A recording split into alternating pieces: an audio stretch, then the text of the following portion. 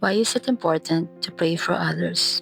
Para sa akin, importante na ipag-pray natin yung iba kasi 'di ba prayer is the best weapon.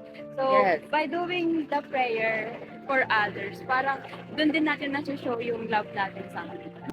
Um, para sa akin mahalaga na ipag-pray yung iba kasi parang sabi nga nila kapag pinag-pray mo yung iba, parang ikaw yung nagiging daan para makapagbigay ka ng blessing sa kanila.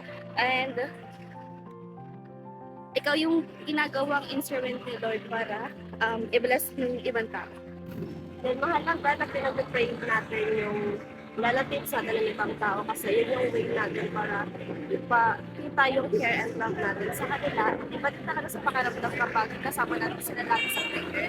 And iba din sa pakiramdam kapag alam mo someone is praying for you para sa protection and Naranasan niyo na ba na all of a sudden, there are times na naalala mo bigla yung isang tao na matagal mo na kunwaring hindi nakikita, pero bigla mo siyang naalala, naisip, and I believe that is a prompting from the Holy Spirit na ipag-pray mo yung tao na yun.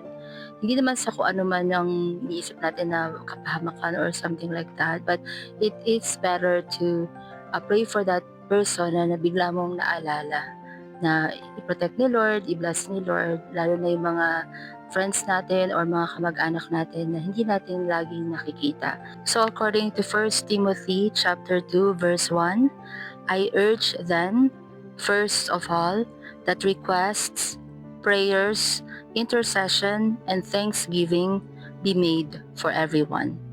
We have to remember that prayer is the best gift that we can give to others. Let us be prayer intercessors. Let us pray for our family, for our relatives and friends, for our workmates, for our schoolmates, at kahit sino pa yan na nangangailangan ng prayer. Let us always think of other people at isama natin sila sa pang-araw-araw na panalangin natin kay Lord. God bless you.